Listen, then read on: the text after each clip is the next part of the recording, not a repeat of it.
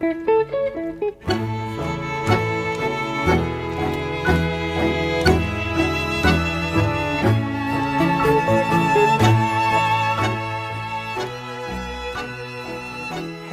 welcome back to yet another episode of the Tango Banter. I am your host, Yelizaveta. Yeah, if you ever are confused about how to pronounce my name, here's what my boyfriend came up with. You say yellow, yelly, Yelizaveta. Doesn't that sound nice? Try it out. No, I don't have a nickname. No, you have to work for it. You have to say the whole thing. But it's worth it. It's worth it because it is quite a nice name.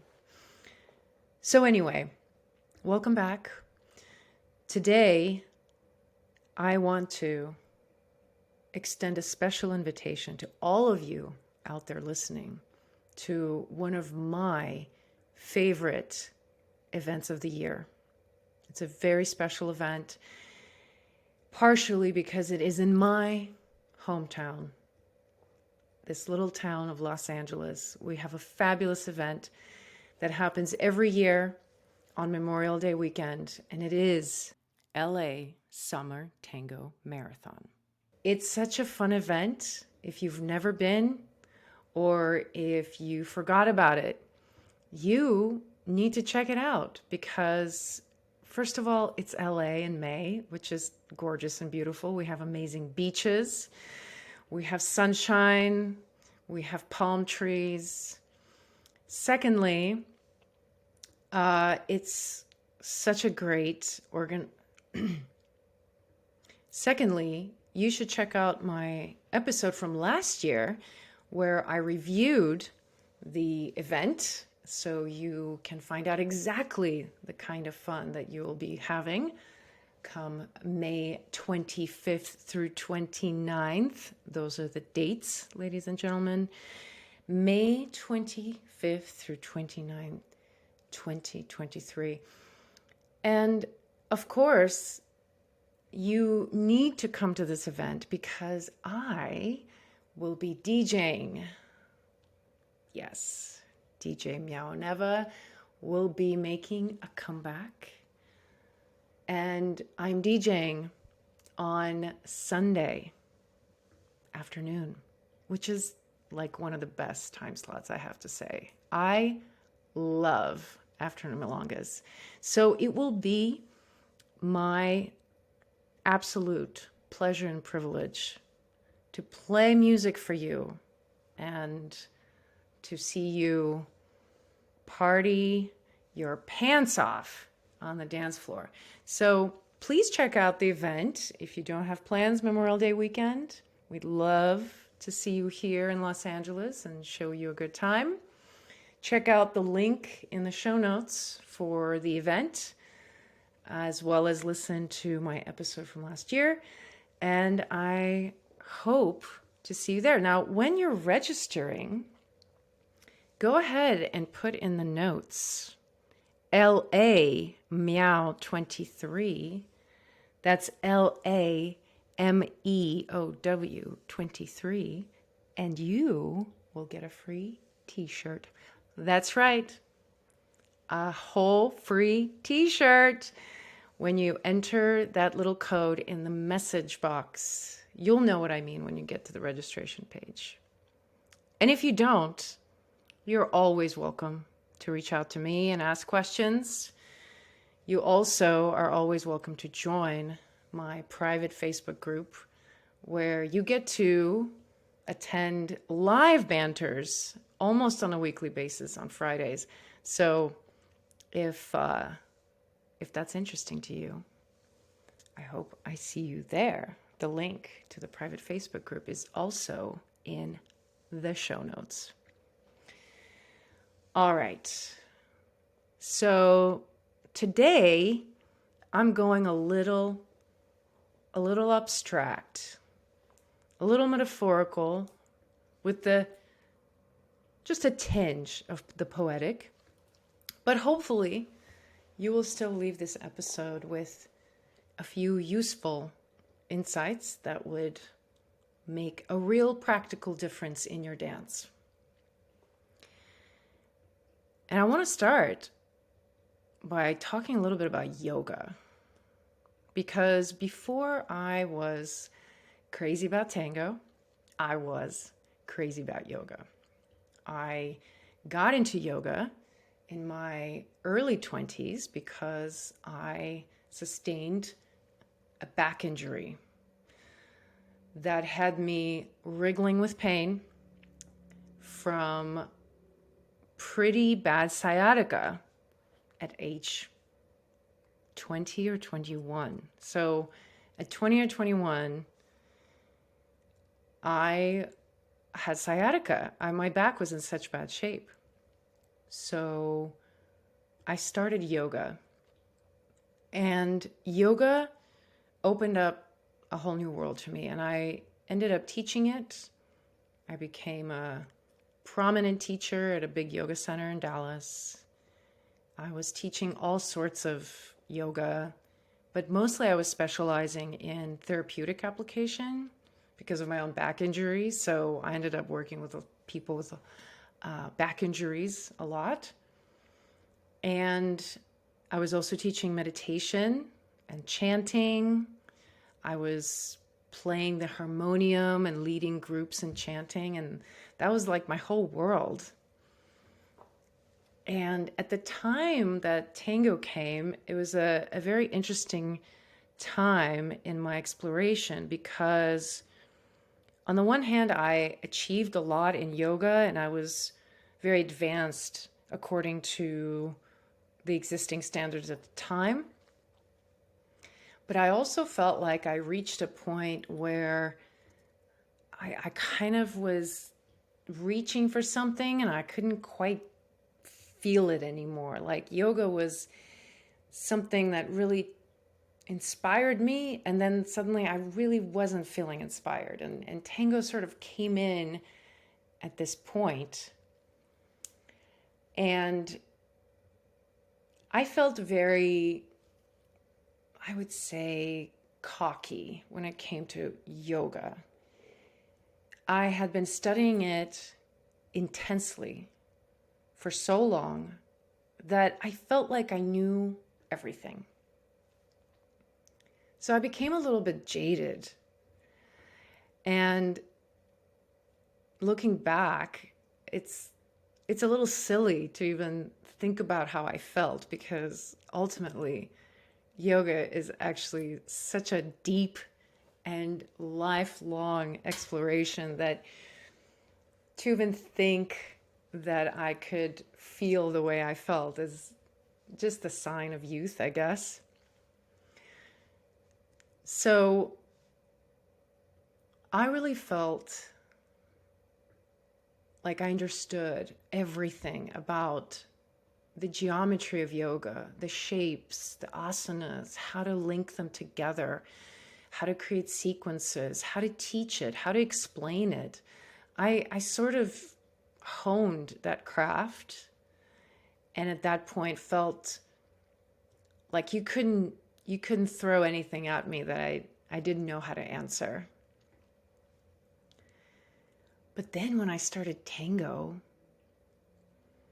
my whole world came crashing down because suddenly it did not make sense. I understood everything about my own body, but suddenly I was linked to another body and we're doing these steps. And how am I supposed to remember these steps? And why are these steps the way they are?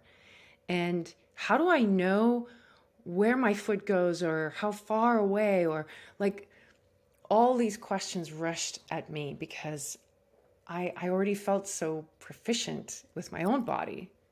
I felt so accomplished. And suddenly tango was this like chasm, this void in my understanding. And it terrified me. I hated it because of that. I hated that I didn't understand it and everybody else was so much better at it. I wanted to be good at it right away. I wanted to understand it right then and there. Because if I didn't, that might mean that I don't actually know anything. So, of course, I kind of got to this place of sort of hating it, loving it, being drawn to it, not really appreciating it necessarily, but really wanting to figure it out. And then when I would figure something out, to understand what it is that I was figuring out, I really wanted to have it figured out the way I had figured out yoga. And now that I've done both for, quite a while, and I spent enough time with both of them, I've come to realize that there are so many overlapping themes between yoga and tango, that tango, in a way, is an extension of yoga. And I say that tango is like yoga for two people. I've said that for a long, long time. And to me, it feels like so obvious. But for some people, it's a surprising concept.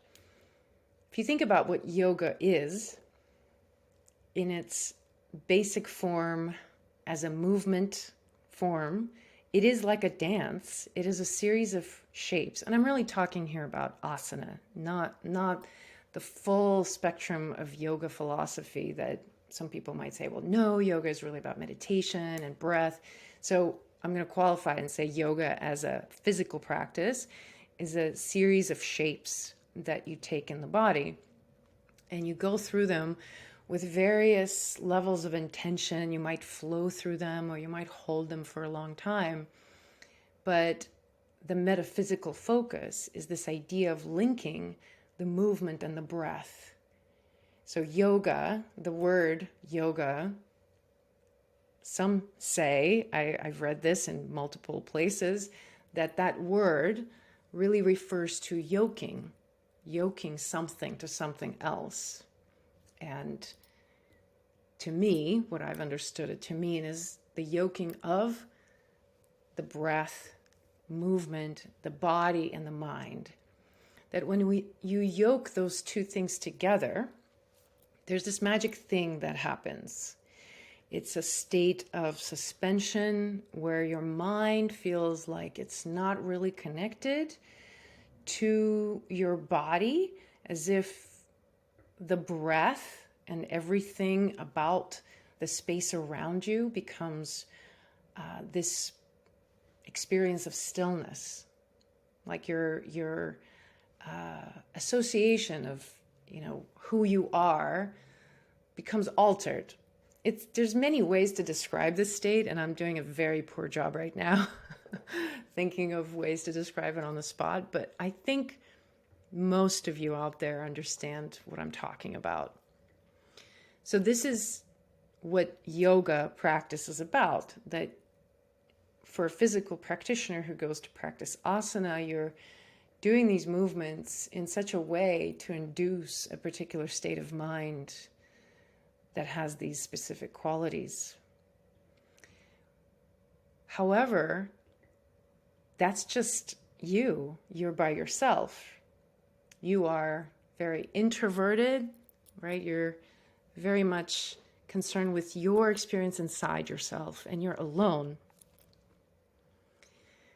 When we dance tango, you can now hopefully see how by involving another person in there, we graduate to a very different place. And I find that because I have a lot of experience with exploring yoga in this particular way, where I'm really triggering specific experiences in the body that give me a particular experience of the state of mind, when I add another person, it feels like it's an extension of that. And the way I've experienced this is having these interesting states of mind during dance where, and I'm sure some of you will recognize the description of this, where you feel like you and the other body are really one. You're part of one mechanism. You're like, sometimes I describe it that you're like the back and the front of a cat. All of you know I'm a cat person. So if you imagine the follower position is the front of the cat and the leader position is the back of the cat. So just kind of imagine that and see if you can picture it in your mind. And then you think, what is the purpose of the front of the cat and what is the purpose of the back of the cat? The back of the cat, the legs are the power, right? The legs push the body forward. And then the front of the body, the front paws of the cat, they're all about coordination, about direction, right? About going to this place versus that place. And the head is with the front legs, right? So in that way, those experiences that I've had with tango is sort of approximating that experience where it's like my body is sensing the space through my partner's body as if there are eyes. My eyes are on the back of my partner's head, and I can see through my eyes on the back of his head into his space or hers, whoever I'm dancing with. It's a particular state of mind where I have the sensation of that. Other times, I've had experiences where during the dance, my sense of self is displaced, sometimes outside of my body. So it's like I feel myself hovering above my body, watching my body move. I've had those experiences. I've also had experiences, and these are probably the most common ones, where when I dance, I really feel that my body becomes a space that is changing shapes and colors. And in that particular state of mind, my arms feel like they're different shape altogether. My body dimensions feel very different. And it's a really fun experience with another person. It's triggered by the other person in certain respects. And I should add too that when I'm dancing with someone else, it's really exciting to feel as if I can see inside my partner's body because they're one with me. So I can feel their rotations and their limitations and where they're tight and where their alignment might be a little bit off or where it's working really well. Like I can feel that as if they're part of me. And that to me is the place where I feel the most creative, the most at home. In fact, one time I was talking to a friend of mine about this feeling that when we're dancing and we're really, really in the zone, that's the time that I can say, oh, I am fully awake. That's the state where I feel like I'm actually awake, and the rest of the time feels like I'm dreaming. Now, the other aspect of yoga that gets passed down to you as a practitioner is the imagery of the spiraling snake around your spine.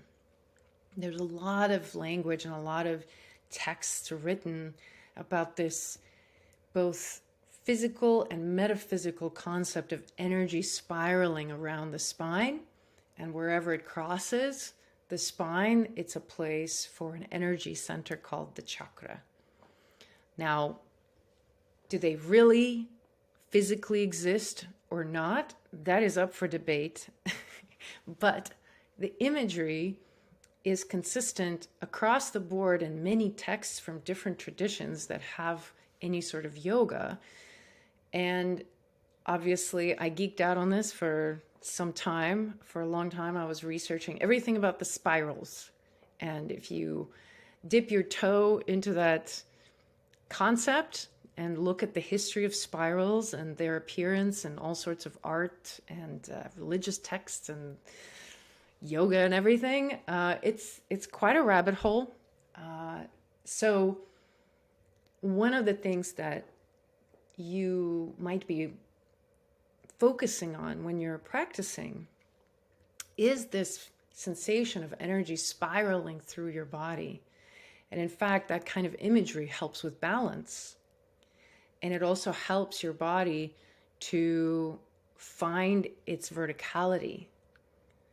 And that's what yoga is very much about. Yoga is about learning to stand tall, to find length through the spine, through the body, and everything is based on the relationship to the pose that's called Tadasana, mountain pose. It's just standing up straight. So every single pose that we do is related to that, is related to standing up straight. And the spiraling that we imagine is all about these spirals that relate to standing up straight. When we tango, our starting point is not standing up straight. It is a starting point for each person individually, but when we come together, our starting point is the walk.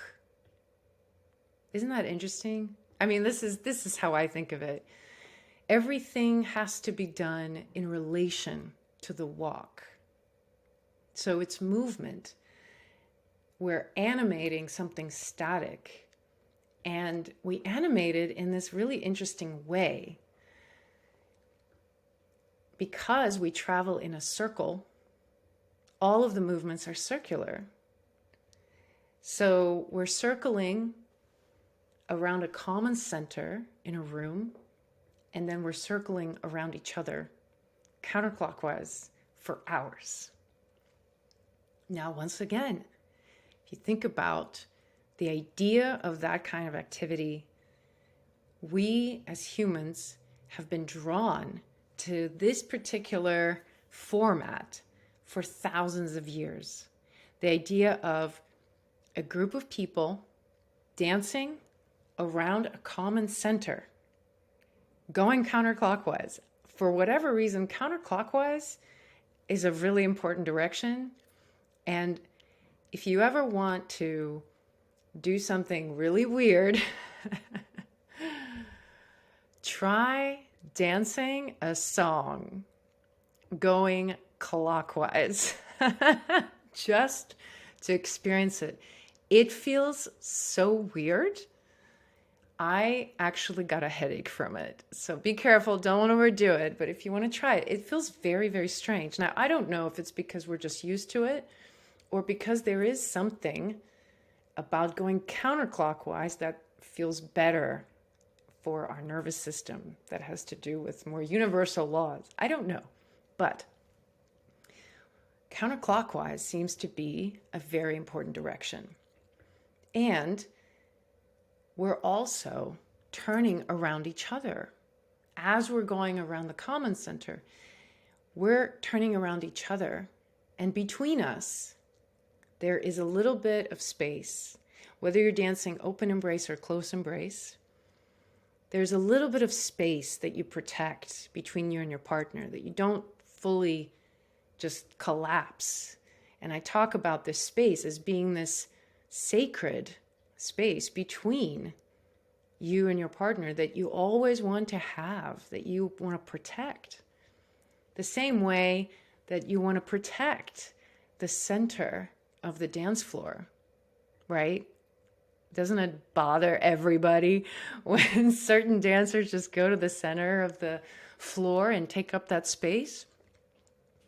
We want to see that ronda. We want to see that nice beehive shape and the center stays clear. We want that.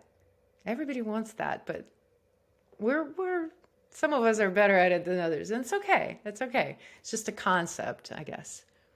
So to me, this concept of space is important because I had one time a teacher say the information is in the space.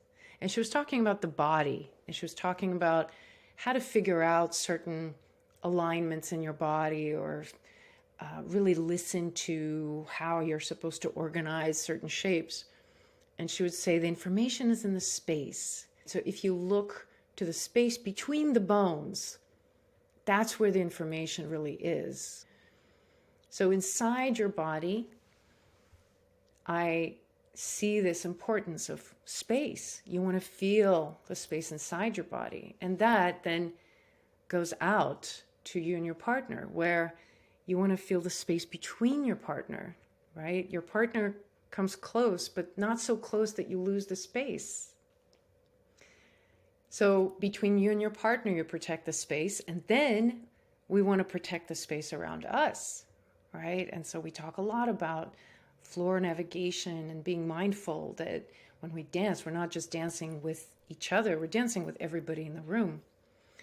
And then as a community, we want to protect the space in the middle of the dance floor and around, right? We want to have that shape. So this idea of space really expands in different directions. And I think it's a very rich idea to explore in your spare time when you want to think about things like this. Now, I want to finish by talking about the actual physical aspect of the dance on the level of the nervous system. And to me, this is the most compelling part of it because it's the most concrete. It's something physical that happens that scientifically can be shown, whereas all of the other stuff I've talked about until now is more metaphorical. It's my own experience. I'm sure many of you have had your own ways of explaining or understanding these things. And I always welcome your input. You can always share with me some of your insights. I love hearing from you. But physically, what's fascinating about our bodies is that when we come in contact with someone else, and we can just hold hands, and I don't remember how long you're supposed to like hold hands, but at some point our bodies will begin to resonate and our heartbeats will sync up. So the heartbeat syncs up, and from there other things sync up. It's like our nervous system links together. So you can think of like that imagery of Avatar when they plug into that tree. It's kind of like that when we take a hand, just a hand. So imagine what happens actually on the nervous system level when we take a full embrace. It would be fascinating to eventually have the ability to scan the nervous system while we dance tango, right? Right now it's impossible, right? But if the MRI machines or whatever machines get to that level, it would be great to really just see what occurs. So we take the embrace and we're embraced for 10 to 12 minutes. So our hearts and our nervous system syncs up. They sync up all together. And we do that while spinning around for hours at a time. And then there is research that also shows that groups sync up as well. When you're in the same space with the same group of people and everybody's in the same sort of state, similar state, that sort of spreads, and the whole room of people can sort of be synchronized into one big field. I'm very short on words here because I don't have scientific background and I don't understand necessarily these concepts, but what I imagine is that it's this ripple effect, right? As my body is synchronized in itself and I'm present and I'm holding another body and our hearts resonate and our nervous system links up, and then the same thing is happening to the next couple and the next couple, and then we're all together and we're all pounding the same floor for hours at a time, walking around in a circle, listening to the same music. I just think that that's what it means to have what they call in Buenos Aires buena onda. You know, when they describe a milonga, and they'll say, buena onda, good wave. It's so special. Every milonga has a very special energy signature because of all those aspects, because of all these little details. Who comes? How does everybody feel? What temperature is it? Is everyone comfortable? Is, somebody somebody having a tough time, or somebody's really angry? And what's the level of sound? And, like all these different things that contribute to our actual physical state then are the foundation for other things to take place.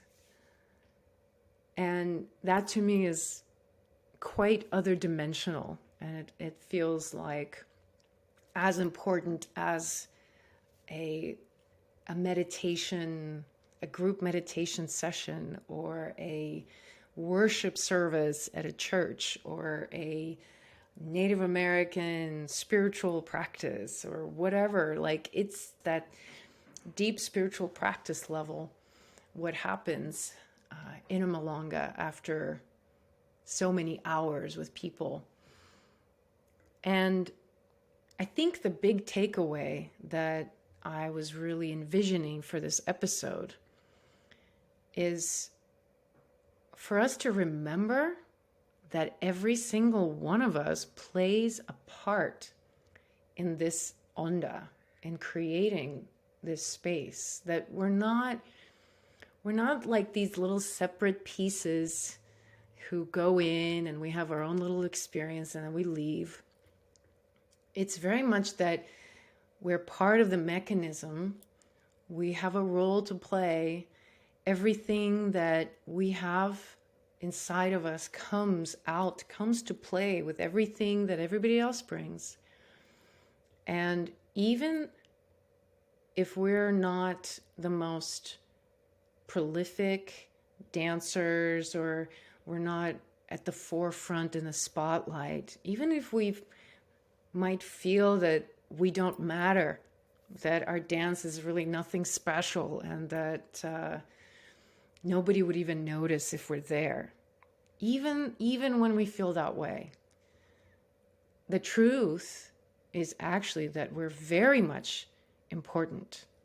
We're very much part of the whole puzzle. Without us, it just wouldn't exist in the same way. We really contribute to a specialness and a particular special energy that each milonga takes on. And that's important. Let me know how this episode landed for you. I realized that I might have opened up more than one Pandora's box or Maybe I sparked your imagination to take it in a different direction.